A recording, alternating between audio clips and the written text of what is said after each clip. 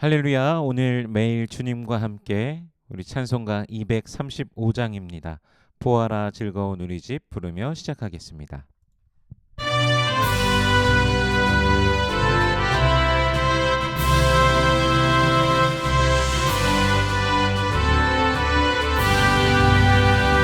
보아라 즐거운 우리 집 밝고도 거룩한 천국에 거룩한 백성들 거기서 영원히 영광에 살겠네.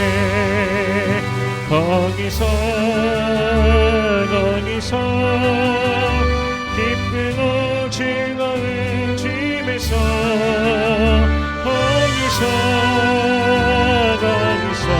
거기서 영원히 영광에 살겠네.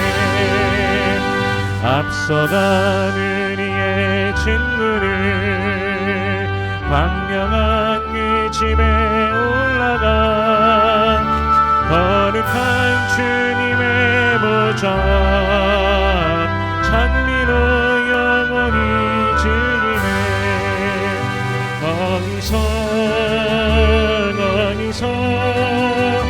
기쁘고 즐거운 집에서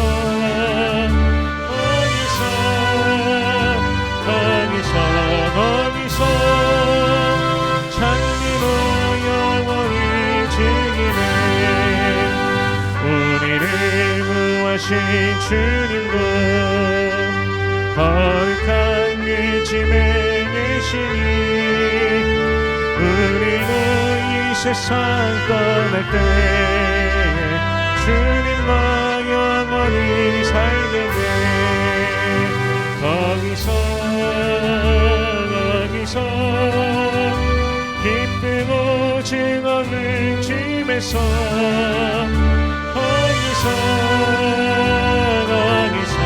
거기서 주님과 영원히 살겠네. 우리의 일생이 끝나면 영원히 즐거운 곳에서 거룩한 아버지 모시고 기쁘고 즐겁게 살겠네. 거기서 기쁘고 즐거운 집에서 거기서 기쁘고 즐겁게 살겠네.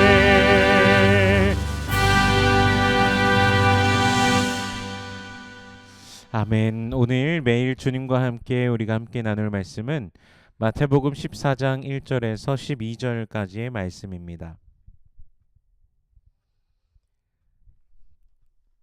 봉독하겠습니다. 그때 분봉왕 헤롯이 예수의 소문을 듣고 그 신하들에게 이르되 이는 세례 요한이라 그가 죽은 자 가운데서 살아났으니 그러므로 이런 능력이 그 속에서 역사하는도다 하더라. 전에 헤롯이 그 동생 빌립의 아내 헤로디아의 일로 요한을 잡아 결박하여 옥에 가두었으니 이는 요한이 헤롯에게 말하되 당신이 그 여자를 차지한 것이 옳지 않다 하였음이라. 헤롯이 요한을 죽이려 하되 무리가 그를 선지자로 여김으로 그들을 두려워하더니 마침 헤롯의 생일이 되어 헤로디아의 딸이 연석 가운데서 춤을 추어 헤롯을 기쁘게 하니 헤롯이 맹세로 그에게 무엇이든지 달라는 대로 주겠다고 약속하거늘 그가 제 어머니의 시킴을 듣고 이르되 세례 요한의 머리를 소반에 얹어 여기서 내게 주소서 하니 왕이 근심하나 자기가 맹세한 것과 그 함께 앉은 사람들 때문에 주라 명하고 사람을 보내어 옥에서 요한의 목을 베어 그 머리를 소반에 얹어서 그 소녀에게 주니 그가 자기 어머니에게로 가져가니라. 요한의 제자들이 와서 시체를 가져다가 장사하고 가서 예수께 아뢰니라. 아멘. 잠시 기도하겠습니다. 살아계신 하나님, 은혜를 감사합니다. 우리 주 예수 그리스도의 놀라우신 은혜와 사랑, 그 십자가 사랑 보혈의 은혜로 우리를 구원하여 주시고 또한 오늘도 우리를 인도하여 주시니 감사합니다. 그 크신 사랑과 은혜를 기뻐하며 주님을 송축하오니 주여 홀로 영광 받아 주시옵소서. 우리들의 평생에 주님을 송축하며 주의 이름으로 인하여 기뻐하며 매일을 믿음으로 다름박질하는 모든 권속들 되게 하여 주시옵소서. 주님, 때로는 그 은혜를 잊어버리고 우리가 세상의 미혹 가운데 빠져있던 순간들도 있음을 주님 고백합니다. 주여 용서하여 주시옵소서. 우리를 새롭게 하소서. 우리를 붙들어 주시옵소서. 성령 안에서 매일 믿음으로 걸어가는 주의 백성들 되게 하여 주시옵소서. 이 시간 말씀을 대합니다. 성령께서 친히 이 말씀 조명하여 주시사 깨닫게 하시고 아멘으로 화답게 하시며 순종케 하시며 하늘로부터 내리오는 신령한 복을 누리는 모든 주의 백성들 되게 하여 주시옵소서. 감사드리며 예수님 이름으로 기도드립니다. 아멘. 고향에서 배척받으신 예수님의 그 장면에서 이젠 왕궁에 들려진 예수의 소문에 대한 말씀으로 이어지게 됩니다. 1절과 2절 말씀 다시 한번 보면요. 그때의 분봉왕 헤롯이 예수의 소문을 듣고 그 신하들에게 이르되 이는 세례 요한이라 그가 죽은 자 가운데서 살아났으니 그러므로 이런 능력이 그 속에서 역사하는도다 하더라. 아멘. 그가 비록 고향에서는 배척받으시지만 헤롯에게는 이제 예수의 소문이 들어가게 됩니다. 그리고 그가 죽은 자 가운데서 살아난 세례 요한이라고 생각합니다. 물론 아니지만 어떤 미신적인 사고 생각이 그들 가운데 있었을 것입니다. 요한복음 10장 41절에 보면요. 요한은 아무 표적도 행하지 아니하였으나라고 기록이 되어 있습니다. 세례 요한이 생전에 그 어떤 그 표적 어떤 그런 것들을 행하지 아니하였다라는 것이죠. 그러나 그가 죽은 자 가운데서 살아옴으로 이러한 능력을 행하고 있다라고 헤롯은 생각하고 있는 것입니다. 그 놀라운 기적들이 죽은 자 가운데서 살아왔기 때문에 이렇게 할 수 있는 거다라고 생각하는 것이죠. 그리고 이전 본문들에서 나오지 않은 세례 요한이 갇힌 이유, 옥에 갇힌 이유, 그리고 죽은 이유가 오늘 본문에서 나오게 됩니다. 헤롯이요, 자신의 동생 빌립의 아내 헤로디아를 자신의 아내로 삼게 됩니다. 동생의 아내를 자신의 여인으로서 취한 것이죠. 세례 요한은 이것을 문제 삼습니다. 당연히 문제 삼을 수밖에 없죠. 율법에서 하나님께서 기뻐하시지 않는 일이죠. 헤롯에게 그 여자를 차지하는 것은 옳지 않습니다라고 수차례 세례 요한이 헤롯에게 말합니다. 선지자로서 하나님의 말씀에 반하는 것들에 대해서 이야기한 것이 당연한 것이죠. 특별히 회개를 선포하던 세례 요한이 당연히 그렇게 말한 것이죠.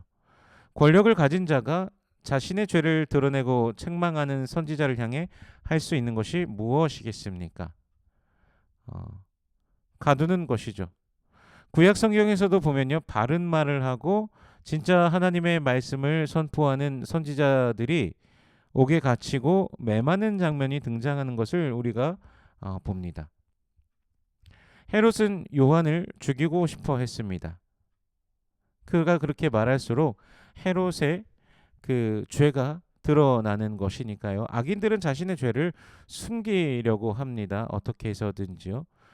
그러나 죄인을 구원하시는 우리 하나님의 그 사랑과 그리스도 예수의 그 놀라우신 은혜는 그 자신이 죄인이라는 것을 고백하고 주님 앞에 회개하며 나아오는 자에게 용서해 주시고 구원을 베푸시는 놀라우신 은혜라는 것이죠. 헤롯도 그것을 듣고 회개하면 좋았겠지만 헤롯은 전혀 그러지 않았습니다. 요한을 죽이고 싶어 했었죠. 자신의 죄를 계속해서 들추니까요. 그러나 요한이 백성들의 신뢰를 받는 선지자라는 사실을 알기에 백성이 두려워서 자신의 이름이 그곳에서 떨어지는 것이 두려워서 요한을 죽이지 못했습니다. 근데 마침 헤롯의 생일날 헤로디아의 딸이 연회 중에 손님들 앞에서 춤을 추며 헤롯을 즐겁게 합니다. 그때 헤롯이 맹세로 무엇이든지 그 헤로디아의 딸에게 네가 원하는 것을 다 들어주겠다라고 이렇게 맹세를 합니다. 많은 사람들이 모이는 중에 맹세를 했습니다. 그때 헤로디아의 딸은 그의 어머니 헤로디아가 시키는 대로 세례 요한의 머리를 쟁반에 담아 가져다 주세요라고 그렇게 말합니다. 백성들이 두려워서 세례 요한을 죽이지 못했던 헤롯입니다. 하지만 자신이 지금 이 손님들 앞에서 많은 사람들 앞에서 한 맹세 이것을 지키지 않으면 헤롯이라는 사람이 약속한 것도 지키지 않는 사람이구나라고 하면서 자신의 명예가 떨어질 것을 우려하였던 것으로 보입니다. 그래서 곧 사람을 보내 세례 요한의 목을 베어 나오게 합니다. 세례 요한은 그렇게 죽게 됩니다. 구약의 마지막 선지자, 메시아의 오실 길을 예비한 선지자가 이렇게 죽음을 맞이하게 됩니다. 세례 요한은 마지막까지 이 땅에서 회개하라고 외쳤던 것이며 그렇게 회개를 외치면서 감옥에 갇히게 되었고 결국 세상의 눈으로 보기에는 비참한 최후를 맞이하게 된 것이죠. 그런데 이것이 정말 비참한 최후라고 우리가 말할 수밖에 없을까요? 세례 요한은 임하실 하나님의 나라를 바라보았습니다. 그러므로 그의 언행과 행동에 그는 주저함이 없이 두려움 없이 그렇게 살아갈 수 있었던 것입니다. 분명히 임하시는 하나님의 나라와 또한 하나님께서 회개하지 않는 자들을 향하여서 행하실 그 심판을 그가 알기에 그렇게 살아가며 외칠 수 있었던 것이죠. 좀 시대를 좀 다른 시대의 것을 생각해 본다면 세계대전 당시에 100년이 넘은 그 정도가 된 일이네요. 히틀러가 판을 치던 시대, 히틀러가 독일에서 총통으로 쓰이지 않았습니까? 세계 대전을 일으켰던 그 히틀러 독일의 그 만행 속에 여러분 기독교가 있었습니다. 놀랍게도 당시 독일의 교계는요 히틀러를 지지하였습니다. 교계가요.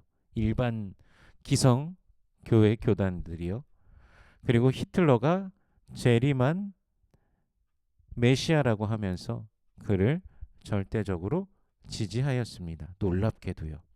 교회가요. 잘못된 걸 아니까 당연히 반대하는 무리들이 있었겠죠. 그래서 보네퍼 목사님을 중심으로 고백교회는 이것을 거부하고 히틀러를 거부합니다. 그래서 유명한 말을 남기죠. 미친 사람에게 운전대를 맡길 수 없다. 라고 하면서 이제 보네퍼 목사님과 그 무리들이 히틀러 암살 작전까지도 계획을 하는데 결국 발각되어서 보네퍼 목사님은 옥에서 죽게 됩니다. 미국의 한 신학교가 사실 이미 그가 위기 속에 있음을 알고서 그가 히틀러에게 반대하고 이러니까요. 미국에 와서 교수직을 하라고 하면서 신학교 교수직을 하라고 부탁하기도 했지만 그는 위기의 독일을 떠날 수가 없었고 결국 그곳에서 죽음을 맞이하게 된 것입니다. 대통령과 총리 이것을 동시에 같이 수행한다고 해서 히틀러가 총통이라고 불린 것입니다. 그렇게 막강한 권력을 가진 총통을 향해서 거침없는 말을 쏟아내며 잘못되었음을 말할 수 있는 그의 용기가 어디에 있었을까요? 이 땅이 아니라 죽음 뒤에 있는 영원하신 하나님의 나라를 바라보았기에 가능하였을 것입니다. 사실 오늘날 같은 경우에는 이제 종교와 정치가 이제 분리되었다라고 말하면서 종교계에도 이제 정치 쪽에 신경 쓰지 말라고 하고 정치도 종교 쪽에 신경을 안 쓰면서 서로 간에 어떤 그런 장치처럼 좀 그런 것을 해 놓았지 않았습니까? 그러면서 뭐 그러다 보니 사실 교계에서 정부나 어떤 정치를 향하여서 해야 될 말을 하지 못하고 그저 조용히 있는 그런 경우도 사실 굉장히 많은 것을 본다면 세례 요한이 했던 그의 용감한 그리스도 안에서의 그 모습이나 또 보네퍼 목사님의 그런 모습이 참 우리에게 귀감이 될 것입니다. 또한 이것은 일상 속에서도 분명히 일어나는 일들 중에 하나일 것입니다. 우리가 과연 어, 하나님의 나라 백성으로서 이 땅을 살아가면서 우리가 목격하게 되는 수많은 불의와 잘못된 것들을 향하여서 바른 말을 하고 바른 소리를 낼 수 있는가? 물론 그것이 나의 나의 생각, 나의 뜻이 아니라 주 예수 그리스도의 그 말씀 안에서 십자가에 못 박혀 죽으신 그리스도 예수의 그분의 그 사랑과 겸손한 마음으로 또 사람을 대하면서 그렇게 말할 수 있는 그런 용기를 가져야 될 것입니다. 우리가 주님의 나라를 날마다 바라보며 살아가길 소원합니다.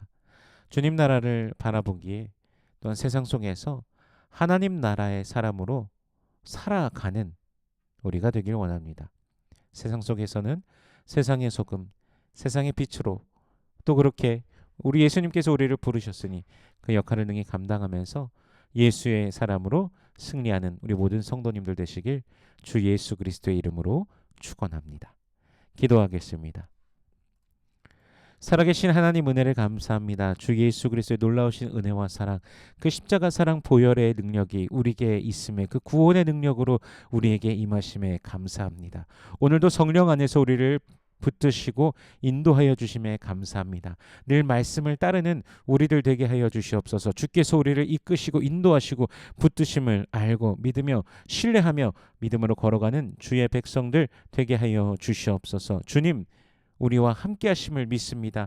매일 주님의 그 도우심을 알고 힘차게 걸어가는 우리가 되게 하여 주시옵소서. 세상을 두려워하지 아니하고 믿음으로 전진하게 하여 주시옵소서. 기도의 제목 드렸습니다. 우리 주님 아시오니 주여 응답하여 주시옵소서. 살아계신 하나님의 그 위대하심과 놀라우심을 그 능력을 누리며 기뻐하는 주의 백성들 되게 하여 주시옵소서. 육신의 연약한 자들이 있습니다. 주여 역사하여 주시옵소서. 주여 치료하여 주시옵소서. 주님의 권세와 능력으로 한 사람 한 사람에게 임하여 주시옵소서. 기뻐 뛰며 춤추며 주님을 찬양하는 모든 권속들 되게 하여 주시옵소서. 여호와는 내게 복을 주시고 너를 지키시길 원하며 여호와는 그 얼굴을 내게 비추사 은혜 베푸시길 원하며 여호와는 그 얼굴을 내게로 향하여 드사 평강 주시길 원하노라. 주님 말씀하셨으니 언약하신 대로 오늘도 임하여 주시옵소서. 감사드리며 예수님 이름으로 기도드립니다. 아멘.